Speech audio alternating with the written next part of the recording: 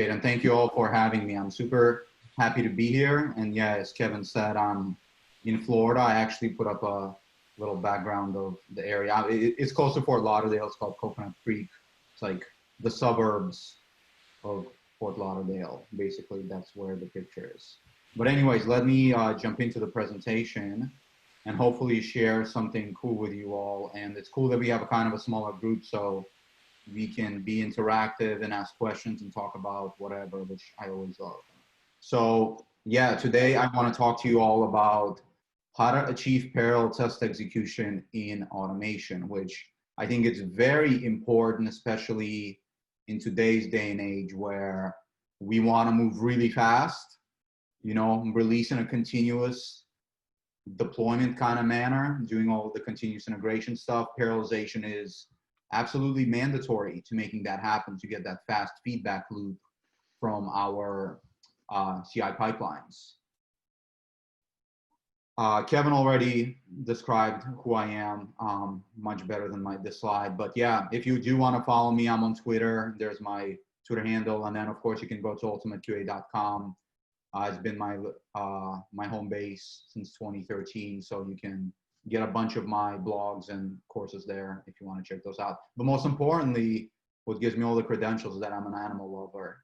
So you have to trust everything that I say. So there are 4 mandatory requirements for parallelization. Your tests must be atomic, autonomous. You must manage test data correctly, and you have to avoid the static keyword. Technically, your tests don't need to be atomic, and that's just a little bonus, but this one is so important that I want to talk about it because this will help us all to get automation that is much faster and more stable as well, especially in terms of UI automation. This all applies to all types of automation, unit testing, integration testing, but most of people who do unit integration testing, they already know this and they do this out of the box, but for some reason in UI automation, this doesn't get translated as well. So that's why I want to talk about this. So let me show you guys something really interesting here really quickly. So I have this suite here of 190 tests. I'm going to run it for you all here. They're all going to run in parallel. And these are all tests that follow these automation best practices and principles that I'll talk to you all about here in terms of making code parallelized. So here I'm using SauceLabs because I work there and I get it for free. But of course, we can do this in any environment. We can run parallelization in any environment. And all of us today have the hardware capabilities to at least run 10, 20 tests in parallel easy, even just on our little laptops. So here you see it. So I was running 70 sessions in parallel. Here I started up a build. We'll see how quickly this build finishes. Give it a moment. Let me go back to the code and talk about some of these tests that are being executed here. So these tests, what I did was, as I said, I applied automation best practices in terms of making these tests parallelizable. So what you'll see here is they all look kind of really small, very focused. And where these tests came from was actually these anti-pattern tests. There's these end-to-end tests, which I would like to further clarify and call flow tests that are very common in the industry, which is okay, but I'm hopefully here to convince you to do better today. And these flow tests that go screen to screen and do long flows. This one does like a user flow where it logs in, does checking out. It does a bunch of other operations here and ultimately making this test really long. So if we ran this test across the 18 different platforms that I'm running all of these other tests against in non-parallel manner, it would execute in about 24 minutes. Okay, so that's long flow tests sequentially 24 minutes. Now, if you look back in our suite here, that's just about finishing up. I was trying to take the right amount of time. But I can show you all one that I just ran recently, which was 36 minutes ago. You can see this suite of 190 tests will take 2 minutes and 35 seconds to execute. And that's really important. That's why parallelization is so powerful, because actually a lot more smaller tests running in parallel is way more powerful and more stable than less larger tests. And that's why we broke up those end-to-end tests. They all have the exact same coverage. There is 10 times more tests here, but they execute 12 times faster than our large suite. I didn't run the large suite here, but I promise that it runs in about 24 minutes. Okay, so with all of that said, let's talk about how to make that happen. So atomic tests means that you basically want to test one thing. You want your test to be focused on testing a single feature. How we know if we have atomic tests? Well, usually they'll have 1 or 2 assertions at most. Sometimes we need 2 assertions because maybe we will set a state of our test first, make sure that our application is in the right state before actually doing some UI validations and then validating what we want to validate. So that's how usually, and you'll also notice, if I'll show you some examples here, all of our atomic tests, they'll be really small. You can see here, they are few lines of code. That's another, it's not an indicator that it's an atomic test, but it's kind of like a green flag showing that, yeah, potentially these tests are atomic. You can see I'm opening up multiple different kinds of features here, and let me see, login feature. Here's another one. See, they're all really small, really focused atomic tests. All of them have 1 assertion. So those are atomic tests. And what I showed you before was that end-to-end test. It's non-atomic because you can see it has many assertions. So here's one, it's validating that we should be able to log in. Then it's validating that we should be able to log out, and then doing so many other things, right? Can a user check out, and so on and so forth. This end-to-end test does a lot. And the way we create atomic tests is, well, one of the ways is really simple, is you just start pulling out the functionality that you want to test into its own test. So for example, in this flow test, when we want to test whether we can log in, we just pull that out into its own test, right? So, oh, sorry, this one is, does the page actually render whenever we pull it up, right? So in this case, we just pull it out into its own test. Open up the page, assert that it's loaded, done. There's your atomic test. 1 assertion, validating that. But then, of course, one of the most popular questions that usually comes along here is, what about those end-to-end tests, or better classified as flow tests, right? What happens when we have a scenario such as where maybe we need to check out, or maybe we need a user that fills out 5 forms before they can purchase a house? How do we handle those situations? Because how can I purchase a house if I don't go through all the other steps in order to set up the state of the application? And so what that basically boils down to is having scenes and testability in our applications. Web applications are much easier to do this in. Mobile applications are drastically harder. Mobile automation in general is really hard.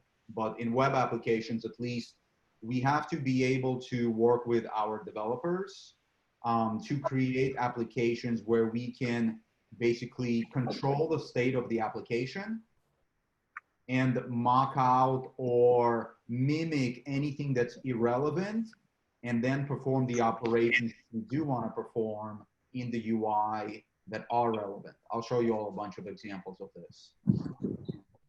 Here, so we have a few options for controlling the app state of our applications, right? Basically mocking out what we don't care about so that we can focus on only what we do care about. We can use web APIs, we can use cookies, we can do JavaScript injections, and we can do database manipulations. So let's talk about, for example, using a web API. How can we create a flow scenario using a web API that allows us to create an atomic test out of that? So I got a video here I'll show you all just because I don't want things to go wrong. So this is on our favorite shopping website on Amazon. I'll show you all an example. So here right now, I'm just kind of showing you what I'm mimicking an end-to-end scenario, right? A manual test, basically, that we would want to try and automate and make atomic at the end. And so basically, we're going to Amazon, we are logging in. After we log in, we're gonna search for a product, and then we're gonna add the product to the cart, and then that will be our test, right? Can we add a product to a cart? That's the feature that we care about. But of course, we needed to go through all of these steps beforehand, before actually testing whether we can add an item to a cart. So how can we isolate all of the other stuff which is irrelevant, like the login? If the login fails, that doesn't mean that a user can't add an item to a cart. If a user can't search for an item, that doesn't mean that a user can't add an item to a cart. And so here, I'll show you how using a web API, we can simulate it. So if you saw, what I did was just basically copied the Google URL that already has the query string parameters. So you can see, sorry, not the Google, the Amazon URL. So you can see it has a bunch of query string parameters, and right away it already took me to this page that I searched with the right book. And so that's one web request taking me to this page. And so at this point, we could introduce our Selenium automation. It can step in, it can click the add to cart button and make sure that the number of items in the cart was updated. And so that's how, of course, I did it in Amazon. I don't work for Amazon. I don't know their API, but if we had our own applications, that's something that we could do, is use our RESTful API to perform that call, put that application in that state, and then bring in Selenium or whatever other automation framework you're using to do the UI interactions that we really care about. So there was another interesting part about that, which is how we were able to actually log in, right? Because hitting an API doesn't necessarily mean that you will be authenticated. And so, oh, I don't have an example of that, unfortunately, but I bet if I go to Amazon and don't look at my recently viewed stuff, I just got a puppy, so there's a lot of puppy related things now, trying to keep them busy. But if you go to Amazon, and I am already logged into Amazon, right? How does Amazon know that's who I am? Is because Amazon drops cookies in our browser. And so if we come here and we check out the cookies, you can see that Amazon has dropped cookies. And a lot of our applications usually do the same thing, especially with authentication. There's an API that we can hit. That API will give us a cookie. We can take that cookie, we can drop it in our browser, and we can be logged in within 100 milliseconds, 300 milliseconds, we can be logged in, instead of having our UI test going through actually filling out username, password, clicking the login button, and then logging in. Not only is that slow, but it can also obviously break because, let's say, invalid locators or improper synchronization, something like that. So again, that's something application specific, but most of our applications these days doing authentication can do something like this. It's just a matter of either having that subject matter expertise yourself or talking to the developers and saying, hey, I got this test. The feature I want to test is really taking me 15 seconds, but it's taking me a minute to log in. How can I bypass that? And most likely they'll say, hey, you can hit this API and you can be authenticated. And then you just add that to your automation and make your test much more stable and faster. Then there's also JavaScript stuff that we can do. Sometimes we don't have APIs available in a lot of larger, I would say, legacy systems, larger banking systems. We find that because the systems are so old, a lot of them are still on mainframe. They don't have robust APIs that you can just hit, or even if they do, maybe the other systems that they connect with, like many other teams all over the company, don't have the systems to work together. So sometimes it's not possible. So we can do stuff like with JavaScript. So let me show you an example here. So here I'll show you that end-to-end test that was executed, that does a lot of bad practices where it goes from screen to screen, validating many things. I'll just speed through here because it does a bunch of stuff that's not necessary for this purpose, but ultimately, let me see here. Yeah, so ultimately, the thing that it does here that we can simplify is you right there, it logged in. This is all doing Selenium right now, by the way. It adds an item to a cart, it fills out the checkout information stuff, and then it finishes the checkout, right? So just a checkout flow, which a checkout flow or any other end-to-end flow, it's all the same thing. It's still a bunch of screens we have to go through to put our application in the right state before we can actually validate the one thing that we really wanted to validate, which was, can a user check out with the item in the cart? And so we can actually make this test simpler by doing some work with JavaScript. And so let me show you that example right here. And so that's why this test, well, it takes 26 seconds, but it's actually much faster than that because it takes a while for the VM to boot up. And here, so here what you can see is first, we bypass all of the pages that were not relevant to the checkout scenario, and we hit the cart page directly. So here it is. We don't need to log in. We don't need to add an item to a cart. We just hit this cart page directly. Now, this is possible with this web application. It may be possible with your web application. Again, it's about exploring and figuring out what's possible.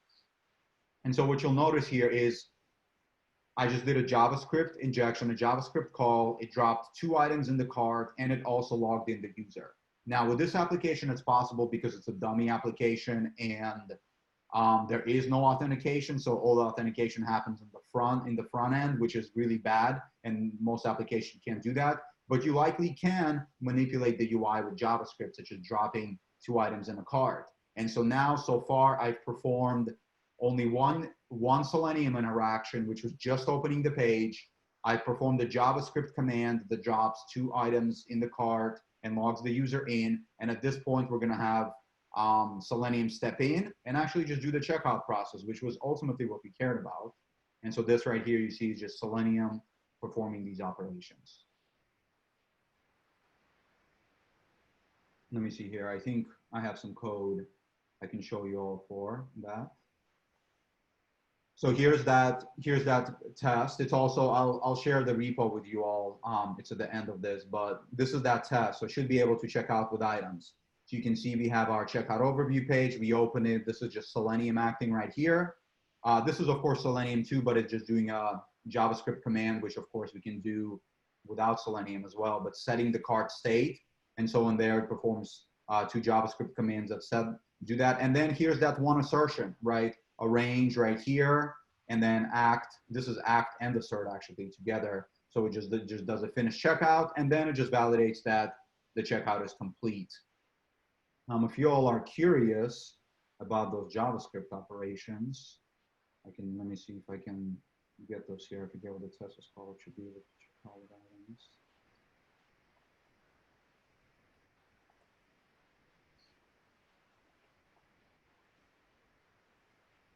There we go.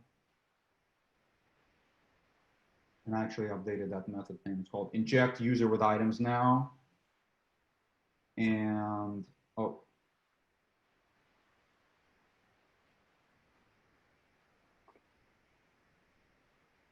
So here are the 2 commands. So it's simply using window and then using session storage, and then it just dropping items into the cart. How did we figure this out? Well, I just talked to a developer and I said, hey, I don't want to be logging into the application. I don't want to be searching for stuff.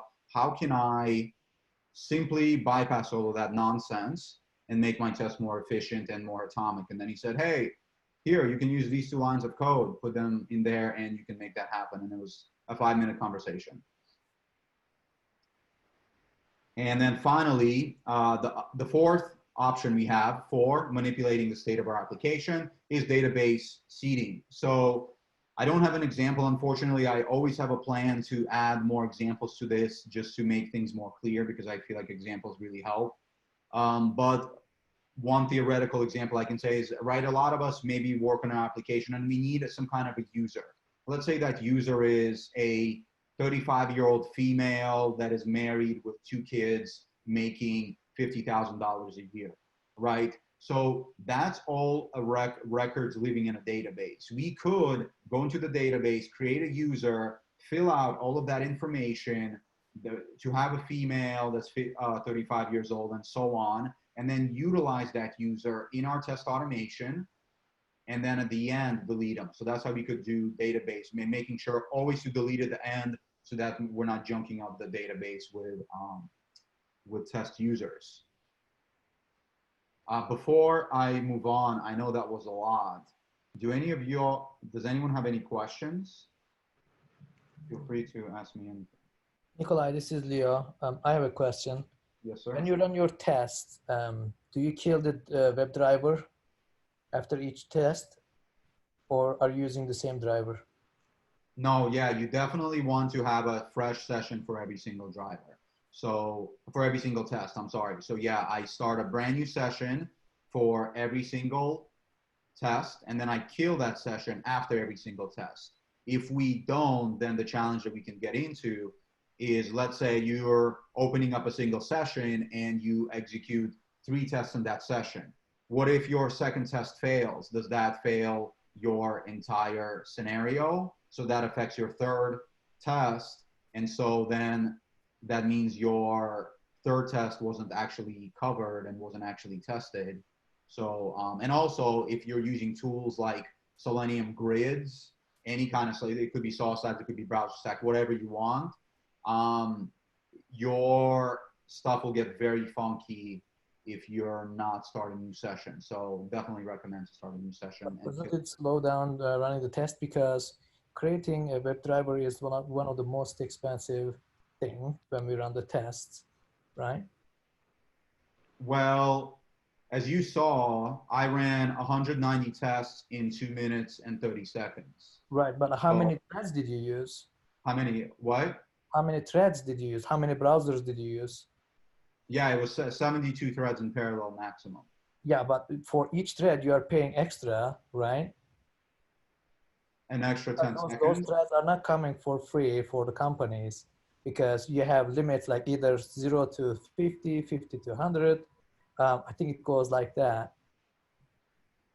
Yeah, I'm paying an extra 10 seconds. Is that concerning for you? No, I'm talking about like when you add more thread, you are paying more to SauceLabs. No, so you can do this locally too. You know, we can't run 100 threads locally, but we can run, 20, 30, depending, I got a 32 gigabyte RAM Mac. I can run like 50 threads in parallel on my local machine and get even better performance than in SauceLabs. Right. In that case, like the runtime would be longer, because currently you are using 72 threads versus 30 threads. Does it make sense? Because yeah. You don't get, like, when you get subscription for SauceLabs, you don't get like 100 threads automatically. I think that like you get 50, and then if you want more, you have to pay more. Yeah, I think you're a little focused on the tool. If you get less threads, just multiply this number, right? If you have 50% less threads, this number will just be doubled. So it'll be 5 minutes.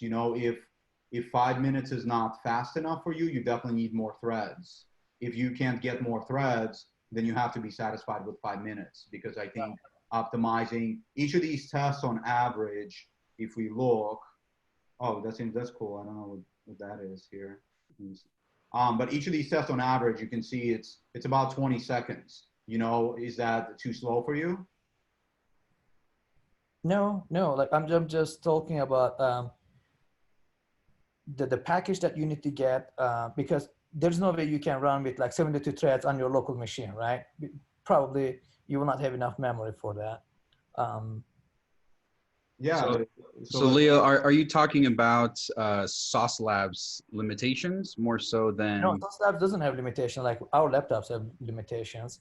And if you, like currently, if you want to run your test on your machine, there's no way you can run with 72 browsers, right?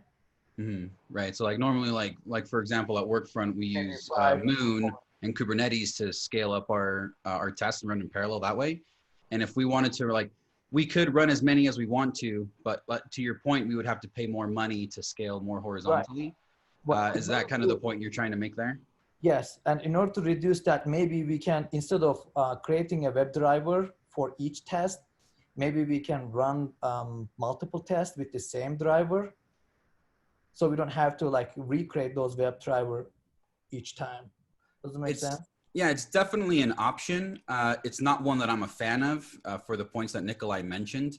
But it's definitely something like every context is different. So if that was something where you feel like you could fit multiple assertions or bigger flows into a single test to help save on that money, most definitely. I mean, that sounds like a valid option. It's just not one that I would have that be my last option, because I want my test to be independent and deterministic, and having WebDriver or tests sharing the same session will get rid of that determinism.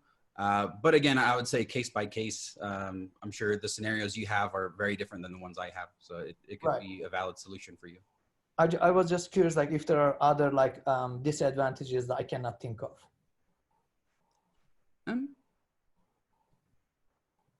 Probably not. Shoot. Okay. All right. Sorry about that. No, you're good. No, good question. Good question. Yeah, good question. Yeah, plus one to what Carlos said. Definitely possible, but as he said also, it would be my last resort, because I prefer my tests to be deterministic and fast, and atomic versus multiple in a session. Cool. Anyone else before I move on? Yeah, I've got a quick question. I think the answer is obvious, but I just want to clarify. So those JavaScript lines that you showed us earlier, those are obviously just for that application and test, right? This would not have any cross functionality with any other apps, right? That's actually an awesome question, and I don't think it's clear, so I'm happy you asked that. So let's take a look. So let's open up our console and start typing window.session. Look, looks like we do have session storage available in any application. So yeah, session storage is actually part of all applications. You can see here I have session storage. Here's and we have local storage as well, part of all applications. So yes, you can use these commands for your all web applications as well. Now, maybe not necessarily this exact set item method, but you will have window session storage available, and you will also have window local storage available. So you can put stuff in memory as you see fit. Does that answer your question, Jake? I see. Yeah. Thank you. Yeah, see, look, I got local storage and I can do stuff with it. See what is got in its local storage. Okay, cool. Anyone else? Thank you. Okay, awesome. Yeah, thank you. Just to add to the session storage, I generally do the similar way. I get the cookies. Once you log in, what I do is in my automation test, when I log into the session, I use the cookies and use the internal web APIs to create the like any items in the like accounts in my applications, and then use it so that like rather than relying on the UI, it makes things faster to run. That's awesome, Santosh. Thank you for mentioning it. And let me ask you, so how do you find that workflow versus using something like Selenium? I always, again, because I have split a few tests into a UI test. So one test would cover the UI part, and the rest of them, I don't want to like re-exercise the same test again and again. So that's the reason I've like used the API approach. The ones which we can use API, that I'll use it. If not, I use the web APIs and then build up my JSON object and then start posting it. And that makes it a bit faster compared to UI. And does it also make it more stable? Yes, that's right. Totally. Cool. Appreciate it, man. Yeah, that's kind of what I was trying to hint at as well, is that, yeah, it provides a lot of help for us to combine these kinds of APIs and JavaScript and stuff like that into our UI tests. As Santosh said, it will make our stuff faster and more stable. Okay, cool. Let's move on here. So we talked about atomic tests. Now let's talk about managing test data for parallelization. This one is actually probably one of the toughest things to do because sometimes our applications are not testable. Again, I talked about having scenes and testability in our web applications, but managing test data basically just means that we don't want to be doing this kind of situation where we're hard coding test data. And again, sometimes it's not possible. Sometimes we are stuck with hard coded data, in which case we need to think of other solutions. But with hard coded test data, and did I draw all these lines? So I think so. Maybe with Zoom. That's funny. Hopefully it's not distracting you all. I don't know how I drew them. But anyways, hard coding test data, the challenge is that, let's say you have a user and you're expecting to have that user in a certain state, and you try to run 2 tests in parallel or more tests in parallel, but let's just talk about 2, right? If one test is modifying the state of that user, and let's say it's changing how much this user is making, while the other test is expecting this user to be making that amount that was changed, you're going to get into problems, right? Because the second test was expecting something that the first test modified.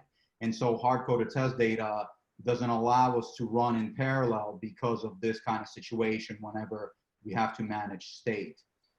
So the ideal case is to avoid it as much as possible. Again, like I said, it's not always possible. It's a long exercise. Sometimes it's a lot of exploration and learning what your application can do, but it's certainly worth it. What I do recommend is just-in-time test data management. So that's basically kind of, Santosh kind of also hinted at it, is basically you are opening up your application or your test. You are using something like an API to create your user, providing whatever attributes that user needs. Then you're using your UI to perform the operations with that user, and then you're killing him at the end, or him or her at the end.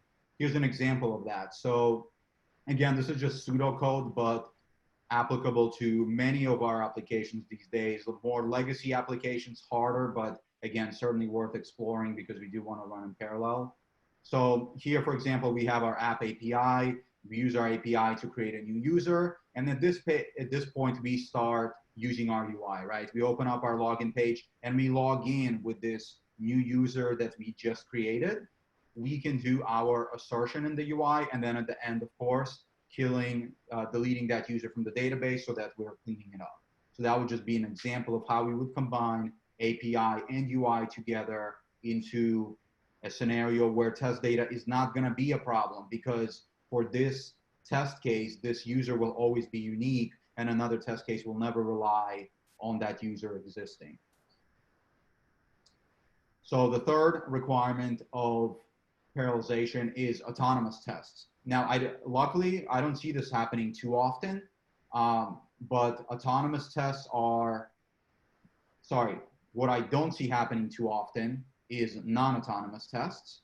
But autonomous tests are those that are self-contained and isolated, meaning that if you run test 1 and test 2 should never rely on the outcome of test 1.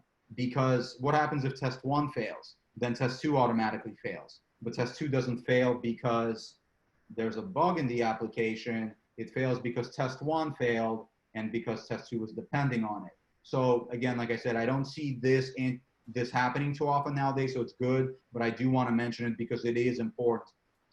Some hints that you don't have autonomous tests is when you start doing stuff like depends, or I'm trying to remember in like C# what that annotation is.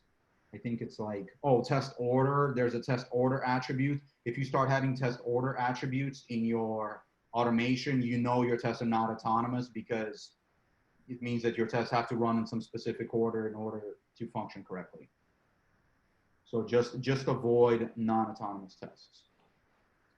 And then the fourth and final one, and this one is interesting because it's like a double-edged sword. It's really easy to avoid if you know about it, which I'm telling you now. So hopefully none of you all use the static keyword in your automation, especially for creating a web driver, because what does the static keyword mean? It means that you're going to have a single instance of this driver in your memory space. And so when you start running 10 tests in parallel, one of them is going to use this exact driver to open a page. The other one will try to click on an element, and another one will try to type in a field, and all of them will be using the same exact driver, and funky stuff will start happening. You'll start getting a bunch of random exceptions.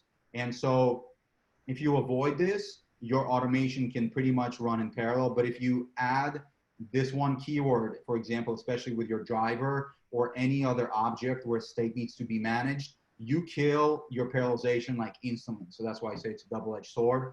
And I can actually show you guys a quick example of that. We can do that. You guys saw this framework running. And let me see if I can I'm just actually doing this on the fly. I didn't plan it, but let me see my base test. So here's my driver, right? You can see it's non-static, but what if we make it static? And then we rerun this automation right here and right now. Here's my 190 tests. Oh, I gotta save it. I think it saved it. We'll see if it passes. It didn't save it. Visual Studio didn't used to save automatically. I saw it did just save, but let's see what happens. But so yeah, basically just avoiding a static keyword. Of course, static keyword is okay with like immutable stuff like right strings and so on, but try to avoid it as much as you can. And then I have some bonus tips, but let's see if this automation, what is going on with it. Still running. Let's check SauceLabs.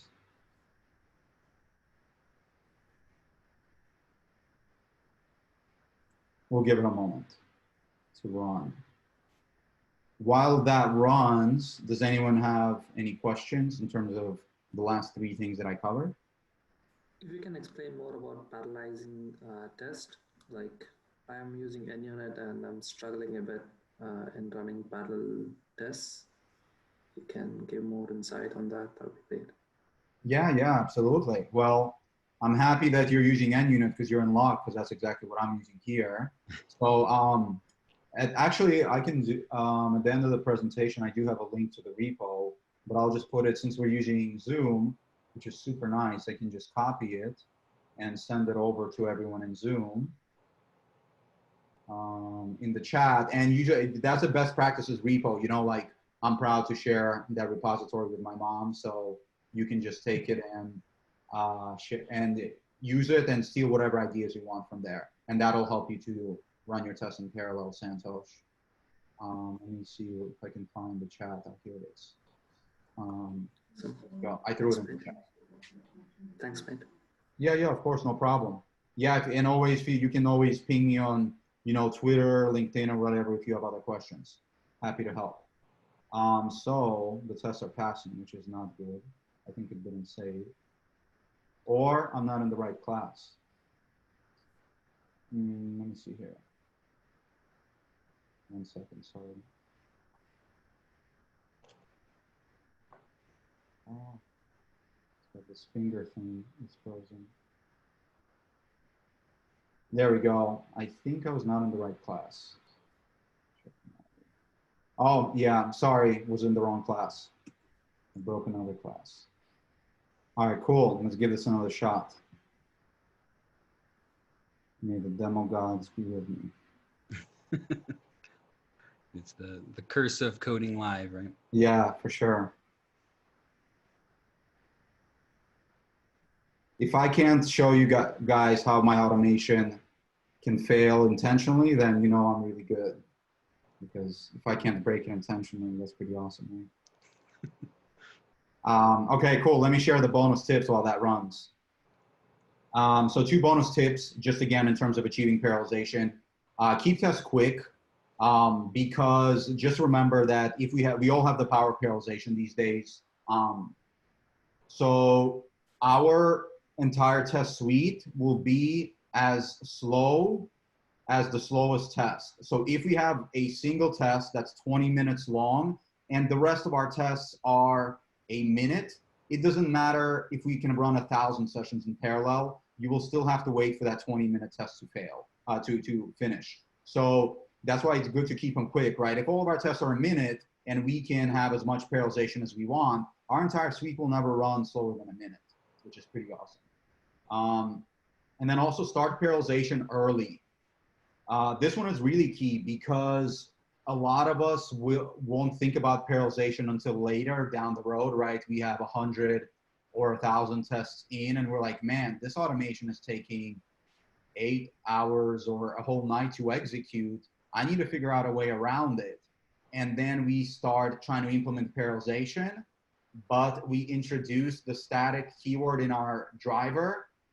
We now have a massive, insane refactoring effort to make our automation be able to run in parallel. I actually had that happen with a customer.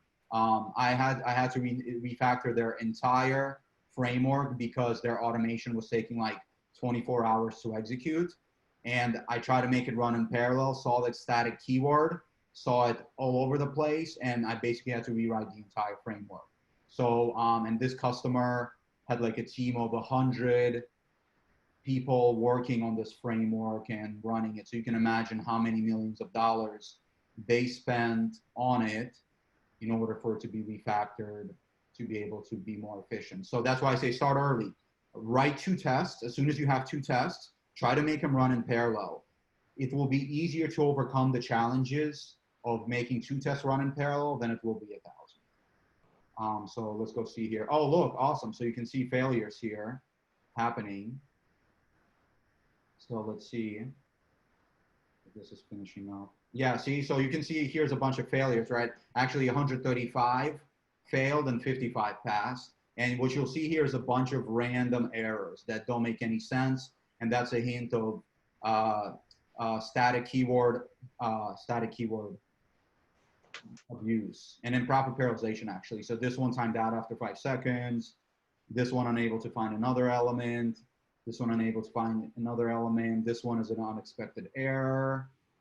You can see so many different errors, right? So that's a kind of a red flag. When I see this in like a client or someone's automation, I'm like, oh, you're probably having multi-threading issues. Cool, and I think that's pretty much it. Here I will share with you all where you can find more examples in code about atomic tests, and then I shared my code base there. And I'll throw that in the chat. Cool, and I leave it open to any other questions. Right on. Thank you, Nikolay. Anyone who has questions, feel free to come off of mute and ask away. And I recommend asking questions because you got the genius right here in front of us. Oh, thanks, Carlos. It's so funny because Carlos calls me the genius, but I feel like he's a genius. You're too kind.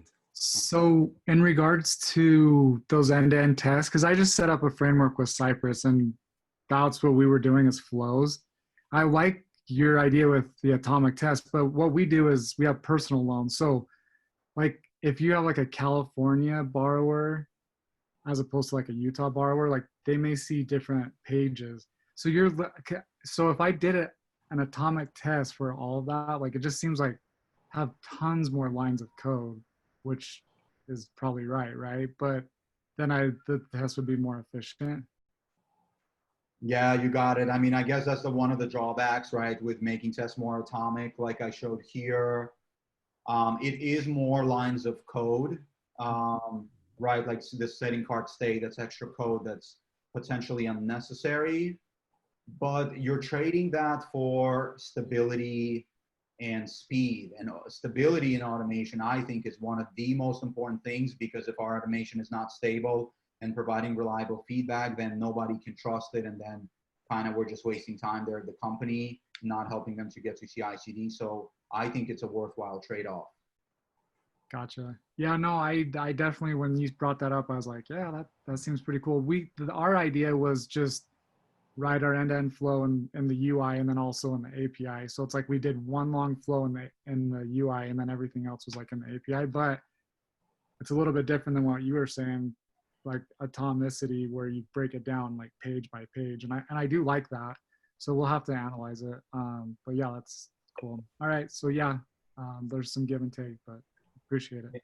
Yeah, no problem. And I would say, yeah, you can definitely have like a few critical screen-to-screen tests, like very critical, like and there shouldn't be too many of them. And especially with Cypress, it's pretty fast, so you can do that there. It makes sense. But ultimately, like we're on every page when we're transitioning, we're really just checking functionality on those pages, and each of those pages, and a lot of times can be tested independently for functionality. So we can isolate that. But then what's left over in terms of the screen-to-screen flow is simply the transition. And that question is, can I successfully transition from one page to another page, maintaining the state that I want to maintain, right? Like, you know, you entered some information on page 1, does it carry over to page 2, for example? And that part you can even test atomically as well. You can test a simple, pull up a page, fill out the thing, click your submit button. Does the next page come up? Boom. You know that the transition from one page to another works absolutely fine. No reason to really have a end-to-end test, you know, screen-to-screen test as well. So that's another thing to consider. Yeah, no, for sure. Yep. Cool. Anyone else? So what about, I don't know, did you go over CI/CD, like how to implement that, or is that a little bit out of the scope of this tutorial or presentation? Yeah, that's, I can answer like a question if you got it, but I think. No, well, I just didn't know if you had an example of like a configuration in GitLab. I'm assuming that's probably out of the scope, but I don't know. Yeah, no worries. I don't have with Cypress, but I have with Java and Maven, if you want to take a look. And I also have with C# and Selenium. Is that helpful for you? Yeah, but that it's kind of a little out of the scope. Sorry, I was just shooting from the hip. I'm sure other people have questions. So, I mean, it's just if there wasn't anything. This was good. Does anyone else have anything? I got my bedtime in 2 minutes. I have another question, but I totally agree with you about not to create WebDriver static. But I've seen some people, they freak out about using static for page objects when you define the elements. And I personally don't see any problem because those are constants. What do you think about those? Because I create those as constants because they never change. And I'm also static.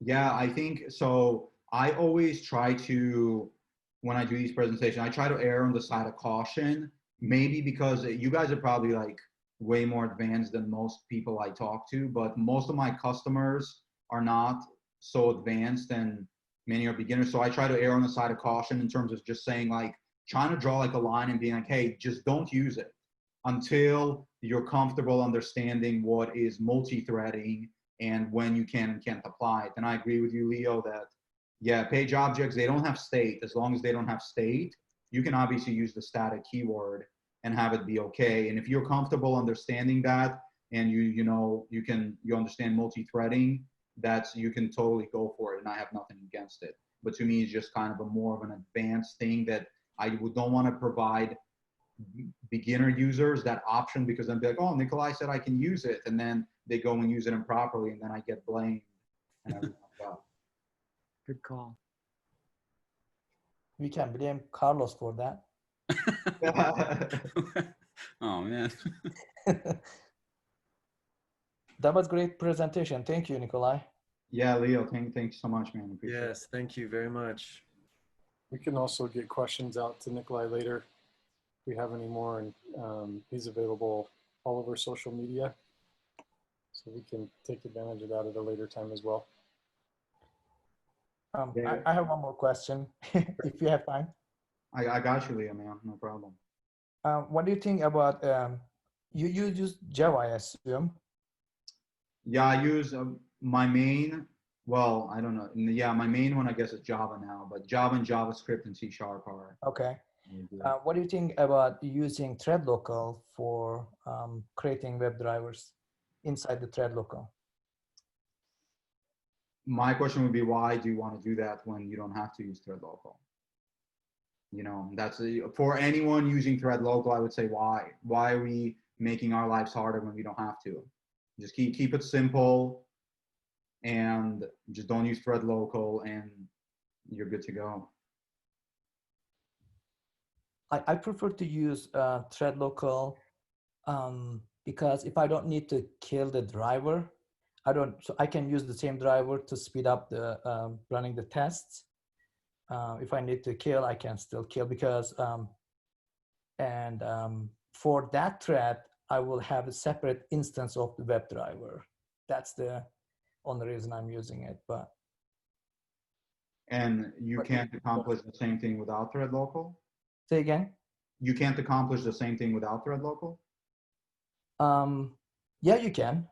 Yeah, you can definitely do that. Yeah, you know what I bet? Can I take a good guess? Are you using TestNG? Yes. Yeah, TestNG is not natively thread safe, so it forces you to use thread local. JUnit is natively thread safe, so there you don't have to use thread local. So yeah, Leo, you're doing the right thing because TestNG forces you into it, but with JUnit you don't have to do that.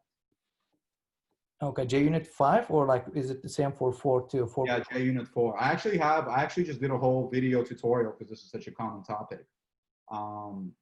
If you just Google, if you YouTube like JUnit 4, 5, and TestNG parallelization, I think my video will come up, and then I show you how to do it in each one.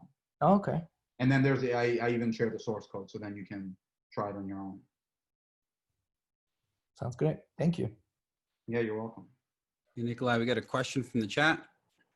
The question is, how do you keep state from shifting in those tests when you share the same driver object? Okay. State from shifting where? In the UI or in our test automation code? That was for the thread local question. So I think they may have been asking Leo actually. But when you're sharing a driver, how do you keep state from shifting in those tests if you were to share the same driver among two tests? So maybe a question for Leo actually. Well, that's the thing. Like, you never share the driver between threads.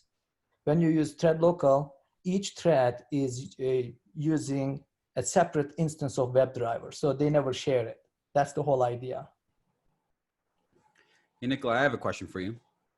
What's up, Carlos?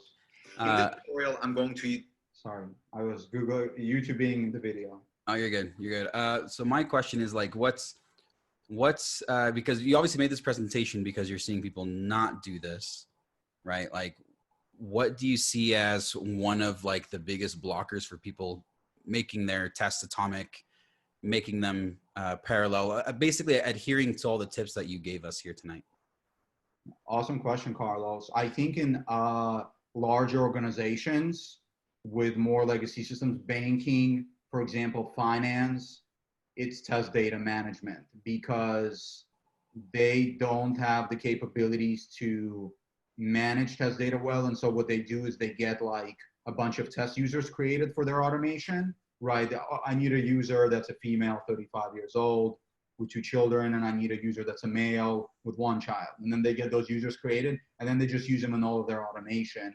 But then they run into the trouble that, oh, I can't run this in 2 different tests because in one test I'm modifying it and another test also needs to modify that same user. So there, and then in terms of more modern applications, I think it's just a lack of knowledge that we probably have some APIs available. Like many of us I see, we're still logging in through the UI, which I would say probably 90% of us don't need to log in through the UI. We can probably just authenticate through the API.